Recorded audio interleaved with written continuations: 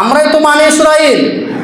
ওরা মুসা আলাইহিস সালামের 300 বছর গোলামি করেছে, আর আমরা ব্রিটিশদের 190 বছর যে ব্রিটিশের গোলামি, সেই ব্রিটিশের গোলামি আমরা করছি আজকে। কিন্তু 190 বছর আগেকার ইতিহাস দেখেন, আপনার বাপদাদাকে দেখেন, তারা আপনাদের চেয়ে অনেক ভালো ছিল, ভদ্র ছিল। আপনাদের মতন কি ছিল? ভদ্র ছিল। আমরা ব্রিটিশদের গোলামি করে করে করে শেষ, আমরা জন্মগত ব্রিটিশদের গোলামি করছি। আর বনি ইসরাইল ফেরাউনের 300 বছর, 400 বছর, 450 বছর গোলামি করার কারণে ওরা ফেরাউনদের মতন হয়ে গেছে, আর আমরা ব্রিটিশদের গোলামি করতে করতে আমরাও ব্রিটিশদের মতন হয়ে গেছি। বনি ইসরাইল আর আমাদের মধ্যে পার্থক্য কিছু নেই। আর এর জন্য বনি ইসরাইলের যা ঘটনা, আমাদের তাই ঘটনা ঘটছে আজকে। আজকে তাই ঘটনা ঘটছে। আপনি কোনো কথা বলেন, আপনার সাথ দিবে না, কিন্তু আপনার গিবাত খুব করতে পারে, ভালো লাগে। এনার গিবাত করবে, ওনার কাজটাকে উনি পছন্দ করবে না। তো ওনাকে যদি বলে যে ভাই চলো তুমি আর আমি একসাথে যে এই বিষয়টা একটু সমাধান করি, যাবে না। বনি ইসরাইলের মতনই যে মুসাকে কি বলছেন দেখেন, আয়াত তো পড়ে আছে, বলছে আমরা সেখানে যাব না যতক্ষণ পর্যন্ত সেখানে অত্যাচারী শাসক থাকবে, আমরা ততক্ষণ পর্যন্ত সেখানে যাব না। এবার বলছেন তার কম, ফাজহাব আনতা ওয়া রাব্বুকা ফাকাতিলা, তুমি যাও এবং তোমার রাজ্যে যুদ্ধ করো। মুসা আলাইহিস সালাম তার কম মুসা আলাইহিস সালামকে বলছেন যে ফাজহাব আনতা ওয়া রাব্বুকা ফাকাতিলা, তুমি যাও আর তোমার আল্লাহ যে যুদ্ধ করো, আমরা যাব না। তুমি যাও আর তোমার রব যাও, আল্লাহ যাও, যে যুদ্ধ করো। ইন্না হাহুনা কায়দুন, আমরা এখানে বসে থাকছি, আমরা এখানে বসে থাকছি। তুমি লড়াই করো বেটা, আমার দরকার নেই। তুমি কি করো? তুমি লড়াই করো, তুমি কথা বলো, যা বলার তুমি করো। আমরা ইন্না হাহুনা কায়দুন, আমরা বসে থাকছি। বনি ইসরাইল তাই বলছে যে ফাজহাব আনতা, তুমি যাও মুসা এবং তোমার রব যাও, যে যুদ্ধ করো, আমরা যাব না। ইন্না হাহুনা কায়দুন, আমরা এখানে বসে থাকছি। মুসা আলাইহিস সালাম এক পর্যায়ে এই বাক্য শুনে নিরাশ হয়ে গেলেন। এই বাক্য শুনে কি হয়ে গেলেন? নিরাশ হয়ে বললেন, আল্লাহ, আমি আমার ভাই ব্যতীত অন্য কারো দায়িত্ব নিতে পারছি না। আমি আমার ভাই ছাড়া অন্য কারো দায়িত্ব নিতে পারছি না। তখন আল্লাহ গজব স্বরূপ আয়াত নাজিল করলেন। মুসা আলাইহিস সালাম এই বললেন, তো আল্লাহ মুসা কওমের উপরে গজব নাজিল করলেন। আল্লাহ বলছেন, ক্বালা ফাইন্নাহা মুহাররামাতুন আলাইহিম 40 সানা ইয়াতিহুনা ফিল আরদি ফালা তাসালা কওমিল ফাসিকিন। আল্লাহ সুবহানাহু ওয়া তাআলা এই মুসা আলাইহিস সালামের কম যখন এই কথা বললেন, তখন আল্লাহ বলছেন, আমি এই পবিত্র জমি অর্থাৎ বাইতুল মাকদেস, ঘুমাচ্ছেন বাইতুল মাকদেস জেরুজালেম, আমি তাদের জন্য 40 বছরের জন্য হারাম করে দিলাম। কত বছরের জন্য বললাম? 40 বছরের জন্য আমি হারাম করে দিলাম তোমাদের জন্য বাইতুল মাকদেস জেরুজালেম, ফিলিস্তিন, যা ফিলিস্তিনে মারামারি চলছে সেই কথা বলছি আমি আজকে। জেরুজালেম, মসজিদুল আকসা, বাইতুল মাকদেস, সেই মসজিদের কথা আপনাকে আমি স্মরণ করাচ্ছি। তো আল্লাহ সুবহানাহু ওয়া তাআলা যখন তার কওমের উপরে, মুসার কওমের উপরে নাজিল করলেন এবং 40 দিন বললেন যে তোমরা 40 বছর তোমাদের উপর আযাব নির্ধারণ করা হলো এবং বাইতুল মাকদেস জেরুজালেম তোমাদের জন্য 40 বছর হারাম করে দেওয়া, এবং তোমরা পাগলের মতন এই সিনাই মরুভূমিতে ঘুরতে থাকো। পাগলের মতন 40 বছর সিনাই মরুভূমিতে ঘুরেছিলেন, সেখানে আল্লাহকে দেখেছিলেন।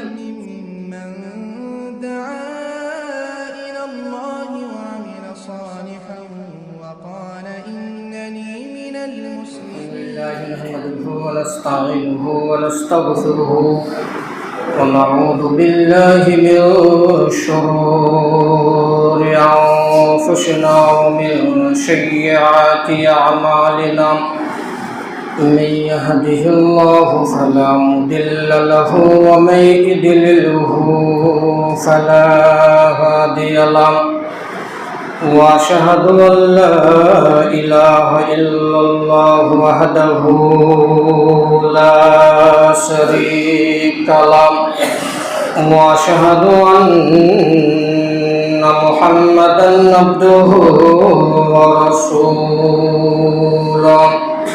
فإن خير الحديث كتاب الله وخير الهدى هدى محمد صلى الله عليه وسلم شر الأمور محدثاتها وكل محدثة بدعة وكل بدعة ضلالة وكل ضلالة في النار. أعوذ بالله من الشيطان الرجيم. بسم الله الرحمن الرحيم. وإذ قلنا ادخلوا هذه القرية فكلوا منها حيث شئتم رغدا وادخلوا الباب سجدا وقولوا حطة نغفر لكم خطاياكم وسنزيد المحسنين. فبدل الذين ظلموا قولا غير الذي قيل لهم فأنزلنا على الذين ظلموا رجزا من السماء بما كانوا يفسقون. উপস্থিত সম্মানীয় মসজিদের মুসল্লি, প্রশংসা একমাত্র আল্লাহ সুবহানাহু ওয়া তাআলার জন্য। তারই আমরা প্রশংসা করি, সকলে বলি আলহামদুলিল্লাহ। তারপরে পরে আখিরি নবী মুহাম্মদ সাল্লাল্লাহু আলাইহি ওয়াসাল্লামের উপর দরুদ ও সালাম নাজিল হোক। আল্লাহুম্মা সাল্লি আলাইহি আল্লাহুম্মা বারিক আলাইহি। আজকের আলোচনার বিষয় হচ্ছে জেরুজালেম, বাইতুল মাকদেস ইতিহাস থেকে আমাদের শিক্ষা। জেরুজালেম, বাইতুল মাকদেস, ফিলিস্তিন, মসজিদুল আকসা এ সম্পর্কে আমরা তা সংক্ষিপ্ত আলোচনা করার চেষ্টা করব ইনশাআল্লাহুল আজিজ। যে বিষয়গুলো থেকে আমরা শিক্ষা নিতে পারি সে বিষয়গুলোর মধ্যে অনেকগুলো শিক্ষার বিষয় রয়েছে, যা থেকে প্রত্যেকটি মানুষকে শিক্ষা অর্জন করা জরুরি বলে আমরা মনে করি। আসলেই যখন মানুষ আল্লাহ সুবহানাহু ওয়া তাআলার সাথে নিমক হারামি করবে তখনই আল্লাহর গজব পৃথিবীতে নেমে আসবে। সেরূপই বানি ইসরাইল আল্লাহর সাথে নিমক হারামি করেছিল, তার বিনিময়ে তাদের মসজিদুল আকসা, জেরুজালেম তাদের হাত থেকে চলে গিয়েছিল। তাহলে জেরুজালেম, মসজিদুল আকসার সাথে মুসা আলাইহিস সালামের সম্পর্ক। মুসা আলাইহিস সালাম এবং ফেরাউন যতগুলো পৃথিবীতে যুদ্ধ বিজয় হয়েছে, সমস্ত বিজয়ের এলাহি মাদার, এলাহি সাহায্য, অর্থাৎ গায়বী সাহায্য ছাড়া সফল হয়নি। আজকেও পৃথিবীতে ঈমান বিল গায়ব, গায়বের সাহায্য ছাড়া কেউ কামিয়াব হতে পারবে না। আল্লাহর সাহায্য ছাড়া কেউ পৃথিবীতে সফল হতে পারবে না। সেই জামানা তো মানুষ বাড়ি ছাড়া, আর আজকে আমরা আমাদের নাগরিকদের প্রমাণ করতে যে কত কিছু করতে হয়েছে। আমরা 20 বছর, 30 বছর, 40 বছর থেকে আছি, 100 বছর থেকে 90 বছর থেকে আছি, তাও আমাদের ভোটার লিস্টে নাম্বার। বানি ইসরাইল তাই, তারাও বাড়ি ঘর ছেড়েছিল। আমরা যেরকম আমরা 90 বছর 70 বছর থেকে আছি, তারপর আমাদের হাত থেকে ভোটার কার্ড বাদ। আমার নাম আছে তো আমার বাবার নাম নেই, আমার দাদার নাম নেই, আরও কাউরের নাম নেই। সে বানি ইসরাইল তারা তাদের নিমক হারামের কারণে তারাও বাড়ি থেকে অর্থাৎ মসজিদুল আকসা থেকে, জেরুজালেম থেকে, বাইতুল মাকদেস থেকে বিতাড়িত হয়েছিল। কিভাবে? তাই ইতিহাস পেশ করলে আমরা বুঝতে পারব। মুসা আলাইহিস সালামের ফেরাউনের আগে অন্য নবী ছিলেন।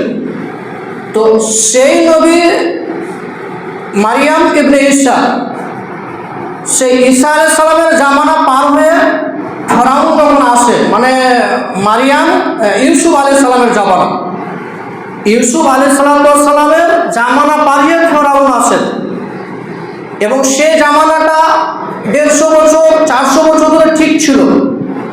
পরবর্তী ফেরাউন রাজত্বের ক্ষমতায় আসলো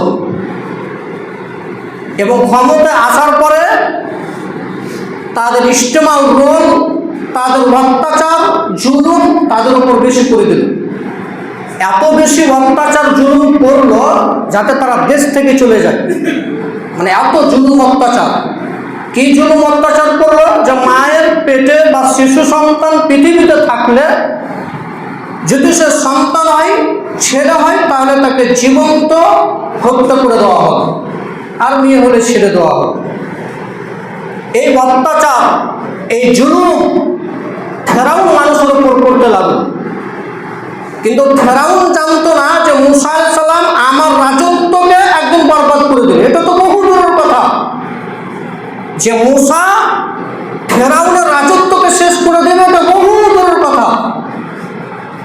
এটা খুব কঠিন। কিন্তু ঈমান বিল গায়ব, গায়বের মাধ্যমে আল্লাহর সাহায্য, এটা কিন্তু তা করা খুব সহজ। তা আমরা পেশ করব। এবং আল্লাহ সুবহানাহু ওয়া তাআলা যখন মুসা আলাইহিস সালামকে বললেন, ইযহাব ইলা ফিরআউন ইন্নাহু তাগা, হে মুসা তুমি যাও ফিরআউনের নিকটে। আমি পয়েন্ট ধরার জন্য বিষয়টিকে সংক্ষিপ্ত আলোচনা করে নিয়ে যে মেন বিষয়ে আপনাকে আমি সেটিং করব। ইযহাব ইলা ফিরআউন ইন্নাহু তাগা, মুসা আলাইহিস সালামকে বললেন যে আপনি যান ফিরআউনের নিকটে, সে খুব অত্যাচারী এবং অহংকারী। তো আল্লাহ মুসাকে পাঠাচ্ছেন কার নিকটে? ফেরাউনের নিকটে। আর মুসা আলাইহিস সালাম ফেরাউনের নিকটে যাবে, এটা খুব কঠিন। এটা খুব কঠিন। কারণ আজকে আপনাকে মুসা আলাইহিস সালাম কত দুর্বল তা আপনাকে আমি দেখাচ্ছি।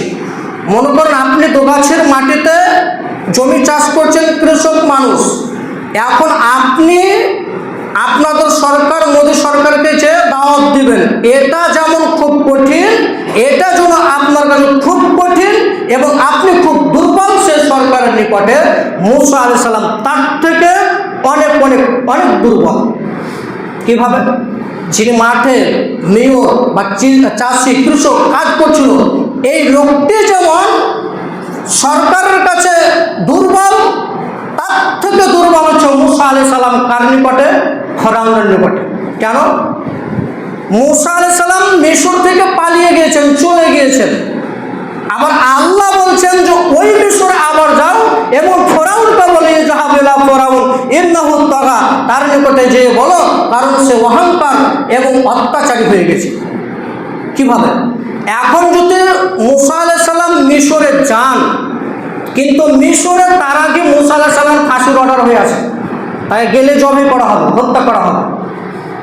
তাও আল্লাহ বলছে যান। তাহলে আপনার থেকে মুসা অত্যন্ত দুর্বল। তো এক পর্যায়ে আল্লাহ মুসাকে বললেন যে মুসা তোমার হাতে কি? লাঠি। এটা দিয়ে কি করো? এই করি, ছাগল চড়ে, আরো কিছু করি। তেলা একটা জান্নাতে লাঠি দিলাম, এই লাঠি দিয়ে এই লাঠি ছাড়বে, সাপ হয়ে যাবে। আল্লাহ জান্নাতে লাঠিটা তো হতে পারে, আমারটা করতে হবে। তো মুসা আলাইহিস সালাম 10 বছর থেকে ব্যবহারকৃত লাঠি, যে লাঠি তিনি গাছ থেকে কেটে নিজে ব্যবহার করেছিলেন, সেই লাঠি নাকি এখন সাপ হবে।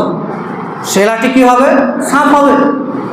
তো এই লাঠি যখন মুসা আলাইহিস সালাম ছাড়লো, তখন সাপে পরিণত হলো। মুসা আলাইহিস সালাম ঈমান বিল গায়ব, গায়বের উপর বিশ্বাস করলেন যে আল্লাহ সব কিছু করতে পারেন এবং বললেন লা হাওলা ওয়ালা কুওয়াতা ইল্লা বিল্লাহ। এই গায়বে যখন সাহায্য ক্ষমতা মুসা আলাইহিস সালাম দেখলেন, তখন মুসা আলাইহিস সালাম বললেন যে ফেরাউনের ক্ষমতা এবং আল্লাহর ক্ষমতা, ফেরাউনের ক্ষমতা আল্লাহর নিকটে জিরো, আল্লাহর নিকটে জিরো। যখন তার ব্যবহারকৃত লাঠি, যে লাঠি 10 বছর থেকে ব্যবহার করে আসছে, ওই লাঠি সাপ হয়ে যাচ্ছে, তো মুসা আলাইহিস সালাম বললেন যে ফেরাউনের ক্ষমতা এবং আল্লাহর কাছে ক্ষমতা, অর্থাৎ ফেরাউনের ক্ষমতা আল্লাহর কাছে জিরো, তার কোনো ক্ষমতা নাই, নিঃস্ব। সেরকমই আমাদের নবীকে আল্লাহ সুবহানাহু ওয়া তাআলা মেরাজ নিয়ে গেছিলেন। কেন নিয়ে গেছিলেন? ঈমান বিল গায়বি ইয়াকিন, গায়বের উপরে ইয়াকিন করার জন্য, গায়বের উপর বিশ্বাস করার জন্য। গায়ব কাকে বলছে? আপনার মৃত্যু কখনো ওটা জানেন না, এর নাম হচ্ছে গায়েব। কোথায় কখন বৃষ্টি হবে এটা জানেন না, এটা হচ্ছে গায়েব। মায়ের পেটের ভিতরে কি আছে এটা বলতে পারবেন, এটা হচ্ছে গায়েব।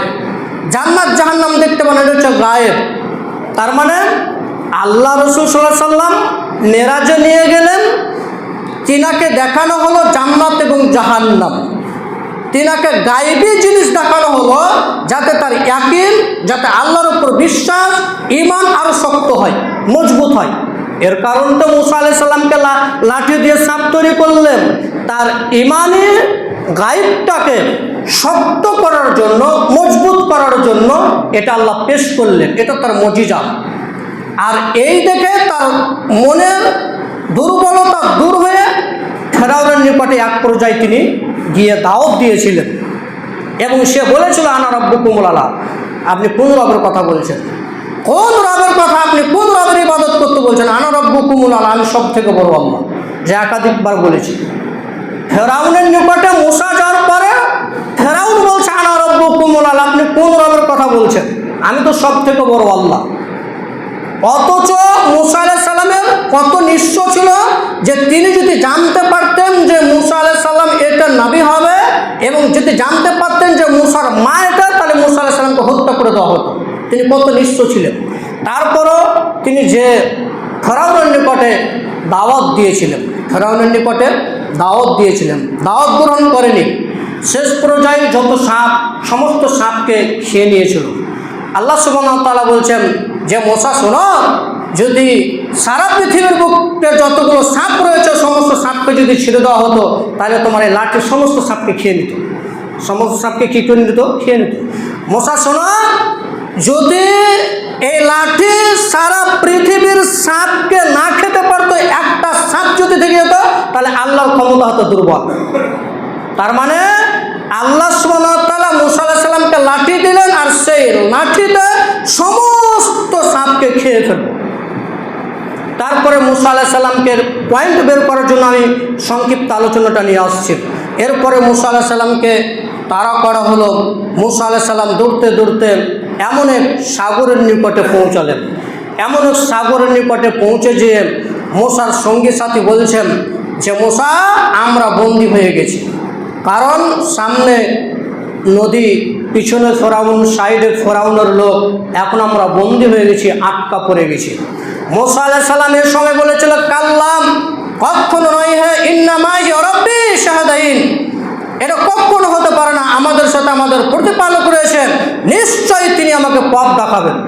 বাহ্যিক দৃষ্টিতে তিনি চলে যাবেন, নদী পাড়িয়ে পালিয়ে যাবেন বা ফেরাউনের হাত থেকে বেঁচে যাবেন, এরকম বিকল্প কোনো পথই নেই। তারপরে বলছেন যেটা কখনো হতে পারে না, নিশ্চয়ই আল্লাহ সুবহানাহু ওয়া তাআলা আমাকে পথ দেখাবেন, তিনি আমাকে মারবেন না, তিনি আমাকে সঠিক রাস্তা দেখাবেন। আল্লাহ বললেন মুসা, তোমার হাতে কি? লাঠি, মারো সাগরে। মুসা আলাইহিস সালাম সাগরে লাঠি মারল, সাগরের পানি দুধার দুদিকে হয়ে উঁচু উঁচু জায়গায় স্তর হয়ে, পাহাড় উঁচু পানি দাঁড় হয়ে রাস্তা তৈরি হলো। এরপরে মুসা আলাইহিস সালাম এবং তার সঙ্গী সাথী নিয়ে চলে গেলেন। ফেরাউন সেখানে গেল, আর ফেরাউনকে আল্লাহ সাগরে ডুবিয়ে মেরে দিল। এ হচ্ছে মুসা ফেরাউন, যা বিস্তারিত আলোচনা ছেড়ে আসলাম। তো ফেরাউন সাগরে ডুবে গেল, মুসা আলাইহিস সালাম পার হয়ে গেলেন সঙ্গী সাথী নিয়ে। মনে রাখবেন আলোচনা, আল্লাহ মুসার কওমকে নাজাত দিলেন ফেরাউনের নিকট থেকে, আর এই কওমই আল্লাহর সাথে নেমখারামি করবে। মুসা আলাইহিস সালাম যখন নদী পার হয়ে গেলেন, সে সময় আল্লাহ বললেন যে মুসা, এখন তুমি জেরুজালেম, বাইতুল মাকদেস, মসজিদুল আকসার জন্য যুদ্ধ করো। নদী পার হওয়ার পরে আল্লাহ আদেশ করলেন যে মুসা, তুমি বাইতুল মাকদেসের যুদ্ধের জন্য রওনা হও। আল্লাহ আদেশ করে দিলেন মুসাকে। তো মুসা আলাইহিস সালাম বললেন, ইয়া কওমি দুখুলুল আরদাল মুকাদ্দাসা। মুসা আলাইহিস সালাম তার কওমকে বলছিলেন, এ আমার জাতি, এই পবিত্র জমিনে প্রবেশ করো। মুসা আলাইহিস সালাম তার জাতিকে বললেন যে, হে আমার জাতি, তোমরা এই পবিত্র জমিনে, এই পবিত্র ভূমিতে প্রবেশ করো। আল্লাতি কাতাবালাকুম, যেটা আল্লাহ তোমাদের জন্য নির্ধারিত করে রেখেছেন। বালা তারতাদ্দু আলা আদবারিকুম, তোমরা পিছনে ফিরে যেও না। মুসা আলাইহিস সালাম তার জাতিকে বলছে, ফাতানকালিবু খাসিরিন, অন্যথায় তোমরা ক্ষতিগ্রস্ত হয়ে ফিরবে। তোমরা পিছনে ফিরে যাবে না। যেহেতু তোমরা পিছনে ফিরে যাও, তাহলে তোমরা ক্ষতিগ্রস্ত হয়ে যাবে, ধ্বংস হয়ে যাবে। ক্বালু ইয়া মূসা, তখন তার জাতি বলছেন, এই মূসা, ক্বালু ইয়া মূসা, এই মূসা, ইন্না ফিহা কওমান জাব্বারিন, সেখানে নিষ্ঠুর অত্যাচারী জাতি রয়েছে, কওমান জাব্বারিন রয়েছে, আমরা সেখানে প্রবেশ করব না। এই দেখেন, ফিরআউনের কম বলছে না, মুসার কম বলছে ইন্না ফিহা কওমান জাব্বারিন, সেখানে 50 তলা 100 তলা দেহের উঁচু মানুষ রয়েছে, আমরা সেখানে যাব না, আমরা পিপিলিকা ছোট। আর ওরা হচ্ছে 100 তলা 50 তলা দেহের উচ্চতা মানের মানুষ। ইন্না ফিহা কওমান জাব্বারিন, আমরা সেখানে যাব না। হাত্তা ওয়া ইন্না দুখুলুহা, তারা বলছেন যে সেখানে অত্যাচারী বাদশা রয়েছে, এর কারণে আমরা সেখানে প্রবেশ করব না। হাত্তা ইয়াখরুজু মিনহা, যতক্ষণ পর্যন্ত তারা সেখান থেকে বের না হয়ে যাবে। তারা বের হয়ে গেলে আমরা সেখানে প্রবেশ করব, আর তারা যদি না বের হয় তাহলে আমরা সেখানে প্রবেশ করব না। ওরা বিশাল উঁচু মানের মানুষ, আর আমরা ছোট তাদের কাছে। তাদের সাথে কওমান জাব্বারিনের সাথে আমরা লড়াই করতে পারবো না।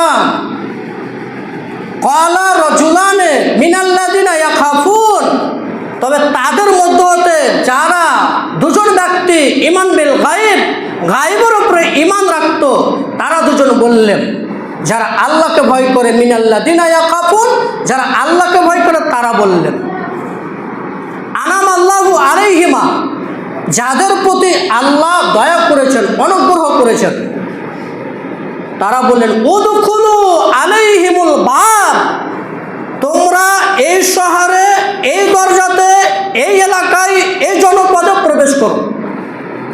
তারা দুজন বলল যে তোমরা এই শহরে, এই জনপদে, এই দরজা দিয়ে প্রবেশ করো। ফাইজা দাখালতুমুহু, যদি তোমরা এই শহরে প্রবেশ করো, ফাইন্নাকুম গালিবুন, তাহলে তোমরাই বিজয় হবে। তোমরা কি হবে? বিজয় হবে। তোমরা প্রবেশ করতে গেলে তোমরা বিজয় হবে। ওয়া আলাল্লাহি ফাতাওয়াক্কালু, একমাত্র তোমরা আল্লাহর উপর ভরসা করো। ইন কুনতুম মুমিনিন, যদি তোমরা মুমিন হয়ে থাকো। তার কম তো বলেছিল ইন্না ফিহা কওমান জাব্বারিন, মুসা এত বড় উঁচু মানুষের সাথে কেমনে যুদ্ধ করব, এত বড় মানুষের সাথে কেমনে লড়াই করি। তার দুজন শুধুমাত্র যারা ইলমে গায়ব রাখত, গায়বের উপর বিশ্বাস করত, তারা দুজন হচ্ছে সেই ইমানদার দুজন ব্যক্তি, মুসা আলাইহিস সালামের ছোট ভাই হারুন আলাইহিস সালাম এবং তার শিষ্য ইউশা ইবনে নুন। এই দুজন ব্যক্তি বাইতুল মাকদেস, জেরুজালেম বিজয় করার জন্য রাজি হয়েছিলেন। আপনার কোরআনের কথা বলছি, সূরা আল মায়েদা সূরা নম্বর 5 আয়াত নম্বর 21 থেকে 23, দেখেন ওভাবে আলোচনা আছে। সব আলোচনা কোরআন মাজিদ থেকে আজকে করব। তো আপনাকে আমি বলতে চাইলাম যে দুজন ব্যক্তি রাজি হয়েছিলেন, তার মধ্যে একজন ইউশা ইবনে নুন, তার শিষ্য। ওই যে ইউশা ইবনে নুনের ঘটনা ভুলে গেছেন, যে মুসা আলাইহিস সালামকে বললেন তুমি চলে যাও খিজির আলাইহিস সালামের কাজ, কোথায় শিক্ষা গ্রহণ করতে। সেখানে ভাজা মাছ জীবিত হয়ে পানিতে চলে গিয়েছিল, কটকটে করে ভাজা মাছ। সেই ভাজা মাছ পানি চিরে জিন্দা হয়ে, জীবিত হয়ে চলে গেছিলেন। সে ইউসা ইবনে নুন এবং হারুন আলাইহিস সালাম এই দুজন ব্যক্তি বাইতুল মাকদাস বিজয় করার জন্য রাজি হয়ে গেছিলেন। এবার আল্লাহ সুবহানাহু ওয়া তাআলা বলছেন অন্য আয়াতে, ওই আয়াতে বলছেন যে ক্বালু ইয়া মূসা, তার কওম বলছে এই মূসা ইন্না নাদখুলা আবাদান মা দামু ফিহা, এই মূসা এই শক্তিশালী জাতি যতক্ষণ পর্যন্ত এখানে থাকবে আমরা সেখানে ততক্ষণ পর্যন্ত প্রবেশ করব না। দেখেন তার কম বলছে ক্বালু ইয়া মূসা, এই মূসা ইন্না নাদখুলাহা আবাদান মা দামু ফিহা, এই শক্তিশালী জাতি যতক্ষণ পর্যন্ত এখানে থাকবে আমরা ততক্ষণ পর্যন্ত প্রবেশ করব না। আমরা ততক্ষণ পর্যন্ত কী করব না? প্রবেশ করব না। অন্যায়ের বিরুদ্ধে কথা বলে কে ভাই? সত্যের বিরুদ্ধে কথা বলে কে? আমরাই তো বনী ইসরাইল। ওরা মূসা আলাইহিস সালামের 300 বছর গোলামি করেছে, আর আমরা ব্রিটিশদের 190 বছর যে ব্রিটিশের গোলামি, সেই ব্রিটিশের গোলামি আমরা করছি আজকে। কিন্তু 190 বছর আগেকার ইতিহাস দেখেন, আপনার বাপদাদাকে দেখেন, তারা আপনাদের চেয়ে অনেক ভালো ছিল, ভদ্র ছিল। আপনাদের মতন কি ছিল? ভদ্র ছিল। আমরা ব্রিটিশদের গোলামি করে করে করে শেষ, আমরা জন্মগত ব্রিটিশদের গোলামি করছি। আর বনী ইসরাইল ফেরাউনের 300 বছর 400 বছর 450 বছর গোলামি করার কারণে ওরা ফেরাউনদের মতন হয়ে গেছে, আর আমরা ব্রিটিশদের গোলামি করতে করতে আমরাও ব্রিটিশদের মতন হয়ে গেছি। বনী ইসরাইল আর আমাদের মধ্যে পার্থক্য কিছু নেই। আর এজন্য বনী ইসরাইলের যা ঘটনা আমাদের তাই ঘটনা ঘটছে আজকে তাই ঘটনা ঘটছে। আপনি কোনো কথা বলেন আপনার সাথ দেবে না, কিন্তু আপনার গীবাত খুব করতে পারে, ভালো লাগে। ইনার গীবাতও করবে, ওনার কাজটাকে উনি পছন্দ করবে না। তো ওনাকে যদি বলে যে ভাই চলো তুমি আর আমি একসাথে যে এই বিষয়টা একটু সমাধান করি, যাবে না। বনী ইসরাইলের মতনই যে মূসাকে কি বলছেন দেখেন, আয়াত তো পড়ে আছে, বলছে আমরা সেখানে যাব না যতক্ষণ পর্যন্ত সেখানে অত্যাচারী শাসক থাকবেন, আমরা ততক্ষণ পর্যন্ত সেখানে যাব না। এবার বলছেন তার কম ফাজহাব আনতা ওয়া রাব্বুকা ফাকাতিলা, তুমি যাও এবং তোমার রব যে যুদ্ধ করো।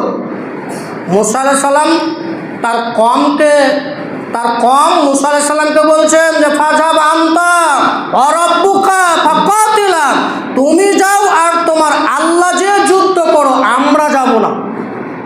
তুমি যাও আর তোমার রব যাও, আল্লাহ যাও, যে যুদ্ধ করো। ইন্না হাহুনা কায়দুন, আমরা এখানে বসে থাকছি, তুমি লড়াই করো বেটা, আমার দরকার নেই। তুমি কি করো? তুমি লড়াই করো, তুমি কথা বলো, যা বলার তুমি করো, আমরা ইন্না হাহুনা কায়দুন, আমরা বসে থাকছি। বনী ইসরাইলও তাই বলছে যে ফাজহাব আনতা, তুমি যাও মূসা এবং তোমার রব যাও, যে যুদ্ধ করো, আমরা যাব না। ইন্না হাহুনা কায়দুন, আমরা এখানে বসে থাকছি। মূসা আলাইহিস সালাম এক পর্যায়ে এই বাক্য শুনে নিরাশ হয়ে গেলেন। এই বাক্য শুনে কি হয়ে গেলেন? নিরাশ হয়ে বললেন, আল্লাহ আমি আমার ভাই ব্যতীত অন্য কারো দায়িত্ব নিতে পারছি না, আমি আমার ভাই ছাড়া অন্য কারো দায়িত্ব নিতে পারছি না। তখন আল্লাহ গজব স্বরূপ আয়াত নাজিল করলেন। মূসা আলাইহিস সালাম এই বললেন, তো আল্লাহ মূসা কওমের উপরে গজব নাজিল করলেন। আল্লাহ বলছেন ক্বালা ফাইন্নাহা মুহাররামাতুন আলাইহিম 40 সানা ইয়াতিহুনা ফিল আরদি ফালা তাসালা কওমিল ফাসিকিন। আল্লাহ সুবহানাহু ওয়া তাআলা এই মূসা আলাইহিস সালামের কওম যখন এই কথা বললেন, তখন আল্লাহ বলছেন আমি এই পবিত্র জমি অর্থাৎ বাইতুল মাকদাস ঘুমাচ্ছেন, বাইতুল মাকদাস জেরুজালেম আমি তাদের জন্য 40 বছরের জন্য হারাম করে দিলাম। কত বছরের জন্য বললাম? 40 বছরের জন্য আমি হারাম করে দিলাম তোমাদের জন্য বাইতুল মাকদাস জেরুজালেম, ফিলিস্তিন, যা ফিলিস্তিনে মারামারি চলছে সেই কথা বলছি আমি আজকে। জেরুজালেম, মসজিদুল আকসা, বাইতুল মাকদাস, সেই মসজিদের কথা আপনাকে আমি স্মরণ করাচ্ছি। তো আল্লাহ সুবহানাহু ওয়া তাআলা যখন তার কওমের উপরে, মূসার কওমের উপরে নাজিল করলেন এবং 40 দিন বললেন যে তোমরা 40 বছর তোমাদের ওপর আযাব নির্ধারণ করা হলো এবং বাইতুল মাকদাস জেরুজালেম তোমাদের জন্য 40 বছর হারাম করে দেওয়া হলো। এবং তোমরা পাগলের মতন এই সিনাই মরুভূমিতে ঘুরতে থাকো। পাগলের মতন 40 বছর সিনাই মরুভূমিতে ঘুরেছিলেন, সেখানে আল্লাহকে দেখেছিলেন, সেখানে মানুয়া বা সালওয়া যে সূরা বাকারাতে আছে, সেখানে জান্নাতি খাবার দেওয়া হয়েছিল। তারা বলছেন যে মানুয়া সালওয়া খাদ্য খেতে খেতে খাদ্য খেতে খেতে আমরা এলে গেছি, পরেশান হয়ে গেছি, একটু তোমার আল্লাহকে বলো না শাকসবজি উৎপাদন করতে।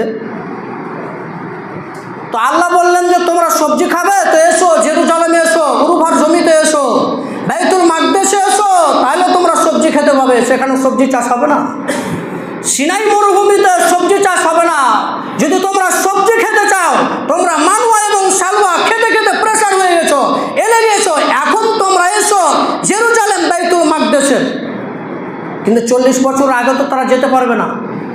পাগলের মতন এই সিনাই মরুভূমিতে, সিনাই পাহাড়ে তারা ঘুরপাক খেতে থাকলো। কত বছর?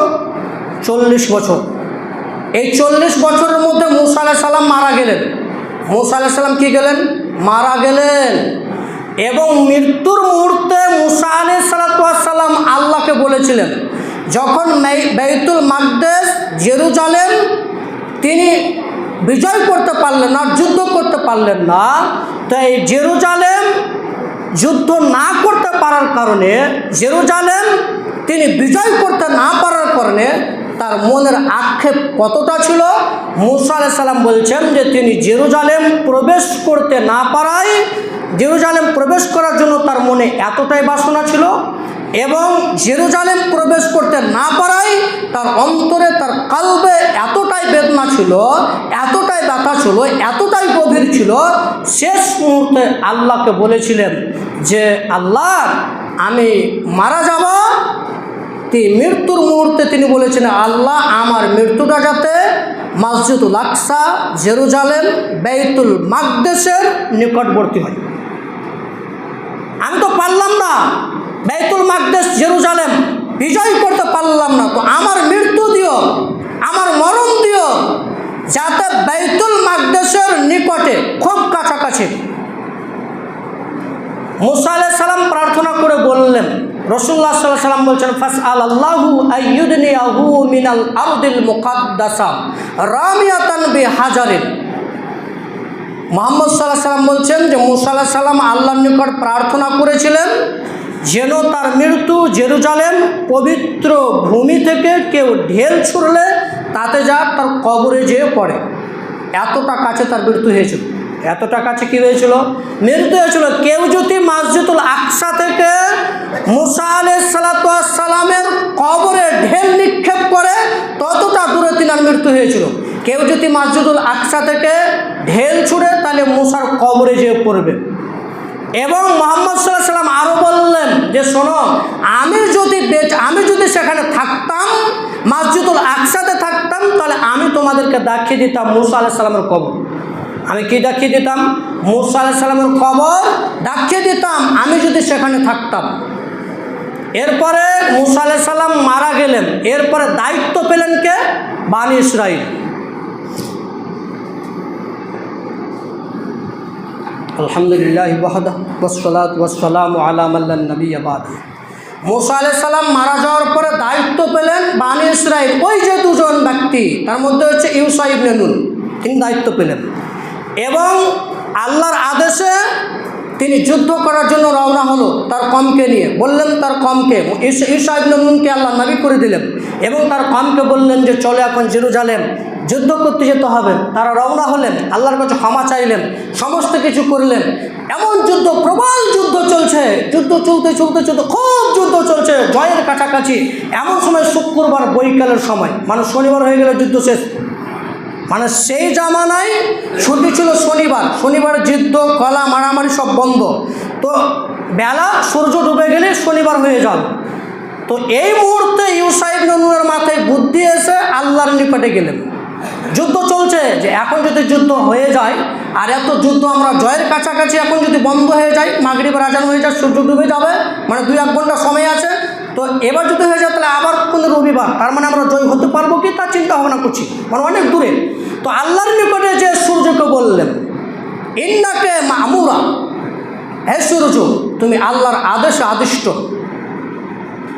ওয়ানা মামুর এবং আমি আল্লাহর আদেশে আদিষ্ট, আল্লাহুম্মা হাবিস আলাইনা, হে আল্লাহ তুমি এই সূর্যকে আমাদের জন্য থামিয়ে দেন।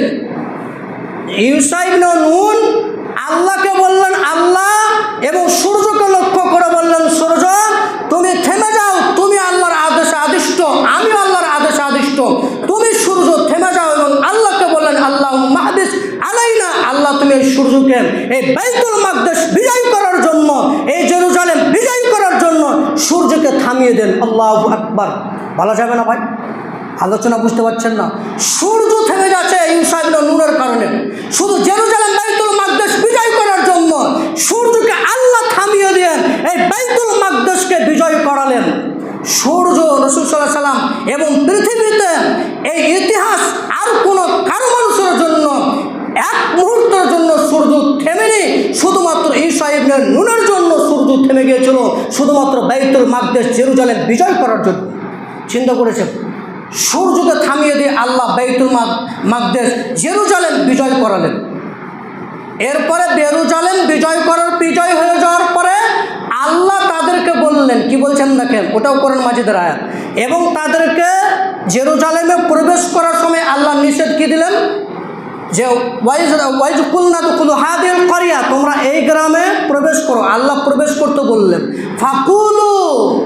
ফাকুলু হাইসু শিতুম, এবং তোমরা রিজিক খাও স্বচ্ছন্দে, যেখানে ইচ্ছা সেখান থেকে রিজিক তোমরা গ্রহণ করো। তারপরে ওয়াদুকুলুল বাবা সুজ্জাদা, আর তোমরা যখন এই শহরে প্রবেশ করবে তখন তোমরা মাথা নিচু করে সাজদা অবস্থায় প্রবেশ করবে। ওয়াকুল হিত্তা, এবং তোমরা মুখে বলবে হিত্তা, হে আল্লাহ আপনি আমাদের ক্ষমা করুন, আপনি আমাদের ক্ষমা করুন, এটা বলবেন। তারা এই কথাকে পরিবর্তন করে আল্লাহর বিধানকে পরিবর্তন করে অন্যটা বলেছিল। কি বলছিল? ফাবাদ্দাল্লাযীনা যালামু কাওলান গায়রাল্লাযী ক্বিলা লাহুম ফাআনজালনা আলাল্লাযীনা যালামু রিজজাম মিনাস সামাই বিমা কানু ইয়াফসুকুন। তারা আল্লাহর কথাকে পরিবর্তন করে তারা বলেছিল, যারা জুলুম করেছিল, তারা আদিষ্ট হয়েছিল, তারা সেই কথাকে পরিবর্তন করে অন্য কথা বলেছিল। এবং যারা অন্যায় করেছিল এই অন্যায়ের পাপাচারিতার কারণে আল্লাহ আসমান থেকে কি দিলেন? গজব দিলেন। গজব। আল্লাহ আসমান থেকে কি দিলেন? গজব দিলেন। কি থেকে দেখবেন? এবার দেখেন, আল্লাহ ফেরাউনের হাত থেকে বনী ইসরাইলকে বাঁচালেন। তুর পাহাড়ে তিনি মানওয়া এবং সালওয়া খাদ্য দিলেন, সমস্ত কিছু থেকে বাঁচালেন। তারপরও আল্লাহর সাথে তারা নেমক হারামি করছেন। আল্লাহ বললেন তোমরা বলো হিত্তাতুন, আর ওরা বলছে হিন্তাতুন। কত বড় নেমক হারাম আপনি চিন্তা করেছেন? আল্লাহ বলছে হিত্তাতুন, তোমরা আস্তাগফিরুল্লাহ বলো, যে আল্লাহ তুমি আমাদের ক্ষমা করো। আমরা যেরকম আস্তাগফিরুল্লাহ বলি, এর মানে হচ্ছে আল্লাহ তুমি আমাদের ক্ষমা করো। হিব্রি ভাষায় হচ্ছে হিত্তাতুন, এর মানে হচ্ছে আল্লাহ তুমি আমাদের ক্ষমা করো। তারা এই হিত্তাতুনকে পরিবর্তন করে বললেন হিন্তাতুন, মানে হচ্ছে গমের দানা। কত নিমক হারাম! আল্লাহ বলছে হিত্তাতুন বলো, ওরা বলছে হিন্তাতুন। এবং যখন বাইতুল মাকদেসে প্রবেশ করলেন তো আল্লাহ বললেন মাথা নিচু করে প্রবেশ করো, তো ওরা পিছন দিকে আগে প্রবেশ করেছে। নাউযুবিল্লাহ। আল্লাহ বললেন তোমরা আগে মাথা নিচু করে প্রবেশ করবে, তো ওরা হামাগুড়ি দিয়ে পিছন দিক বাইতুল মাকদেসের করে ওপর দিকে মুখ করে। কত বড় নিমক হারামি! আল্লাহ গজব দিলেন, এবং এমন গজব দিলেন যে তারা বাইতুল মাকদেস বিজয় হওয়ার পরেও, বাইতুল মাকদেস জেরুজালেম বিজয় হওয়ার পরেও তাদেরকে জুইলেট শাসক এবং জালুত বাদশাহ তাদেরকে বিতাড়িত করে দিয়েছিল। জালুত বাদশাহ কী করে দিয়েছিলেন? বাইতুল মাকদেস থেকে হাঁকিয়ে দিয়েছিলেন। বাইতুল মাকদেস থেকে তারা চলে গিয়েছিলেন, তারা বিতাড়িত হয়েছিলেন। আর এই বনী ইসরাইল সেই সময় নবীকে, শামক নামক নবীকে বলছেন যে আপনি আমাদের জন্য একজন যোদ্ধা তৈরি করে দেন, শাসক তৈরি করে দেন, যে জালুত বাদশার বিরুদ্ধে লড়বে। সে নবী তো জানতেন যে তোমরা কত নিমক হারামি, সে তো আমরা জানি। তোমরা আল্লাহর সাথে কী করেছো তা তো আমরা জানি। তো আজকে কেনে এসেছো, আজকে আমরা এসেছো, ফের তোমরা অধভঙ্গ করবে। তাহলে তারা বনী ইসরাইল সেই জেরুজালেম থেকে বাইতুল মাকদেস থেকে কী হয়েছিলেন? বিতাড়িত হয়েছিল। সবাই যে আল্লাহর সাথে নেমে খারামি করেছিলেন তা নয়। কিন্তু কিছু সংখ্যক লোক নেমানো খারামি করেছিলেন। আর এই ইতিহাস থেকে আমাদের নবী যখন মক্কা বিজয় হলো 10 বছর 12 বছর পর, তখন তিনি মক্কার উঁচু স্থান থেকে নিচে নামছেন, নিচু থেকে উপরে নয়, মক্কার উপর থেকে নিচে নামছেন। এবং উটের হাউদা যেটা রয়েছে সেই হাউদাটা উঁচু হয়ে আছে, তো রাসূল সাল্লাল্লাহু আলাইহি ওয়াসাল্লাম থুতনি দিয়ে দিয়েছেন। সাজদা অবস্থায় তিনি প্রবেশ করছে, আর উপর থেকে তিনি নামছেন আর মুখে আস্তাগফিরুল্লাহ পড়ছেন। আমাদের নবী উঁচু মক্কার স্থান থেকে উঠছেন এবং উটের হাউদাতে তিনি তার মাথাটা রেখে দিয়েছেন আর সাজদা অবস্থায় দোয়া করছেন আর আল্লাহর নিকটে ক্ষমা চাইছেন। আর ওই নবীর কবি বলেছিলেন, মুসা আলাইহিস সালামের উম্মত, মুসা আলাইহিস সালামের সাহাবী, এই শেষ নবীর সাহাবীরা বলেছিলেন আল্লাহ রাসূল উহুদের যুদ্ধতে বলেছেন, আল্লাহ রাসূল আমরা বনী ইসরাঈলদের মতন বলবো না, আপনি যান এবং আপনার রব যে যুদ্ধ করো। আনসার মুহাজিররা বলেছিল আমরা আপনার সঙ্গে সর্বদাই যুদ্ধ করব, আপনার সঙ্গে আমরা সব সময় থাকব, আপনি যদি আগুনে ঝাঁপ দিতে বলেন আগুনে ঝাঁপ দিয়ে দেবো, তবে আমরা মুসার কমের মতন বলবো না, আপনি জানার আপনার রব চেয়ে যুদ্ধ করুন। তাহলে আমরা ইতিহাস থেকে বুঝতে পারছি নেমক হারামি করলে, বদমাশি করলে তার শাস্তি আচার ভোগ করতে হবে। আজকে ভোটের লিস্ট থেকে বাদ নাম, তার মানে আমরা কোনো অন্যায়ে জর্জরিত রয়েছি, আমরা পাপেও জর্জরিত রয়েছি। সাবধান সতর্কতা অবলম্বন করবেন। বাইতুল মাকদেসের টেস্ট আরও পাইলেন না, ইনশাআল্লাহ পরবর্তীতে আরও আসবে। দাউদ আলাইহিস সালাম মসজিদুল আকসা বিজয় করেছিলেন, সেই ইতিহাসগুলো আমরা পেশ করব। এই আলোচনা থেকে এতটুকু বুঝতে পারলাম যে আমরা যাতে বাইতুল মাকদেসের জন্য আমাদের মনের আশা কামনা যাতে থাকে, যেরকম আমরা হজ করতে যাচ্ছি তার মধ্যে আরেকটা হচ্ছে মসজিদুল আকসা, এটাও আল্লাহর ঘর। মনের কামনা বাসনা যাতে মুসা আলাইহিস সালামের মতন সকলের দিলে থাকে যে আমরা মসজিদুল আকসা সেখানে যাব, দুরিকে সালাত আদায় করব। আমরা হজ করতে যাচ্ছি কিন্তু আরেকটি যে আল্লাহর মসজিদুল আকসা সেটাকে আমরা কিন্তু ভুলে গেছি। সালাউদ্দিন আইয়ুবী তিনি বলেছিলেন যে আমি মসজিদুল আকসা যতদিন পর্যন্ত জয় আমার হাতে না আসবে, আমি বিজয় না করতে পারবো, ততদিন পর্যন্ত আমি হজ করব না। সবার মনে সবার কালবে এই আশা, এই নিবেদন যাতে থাকে।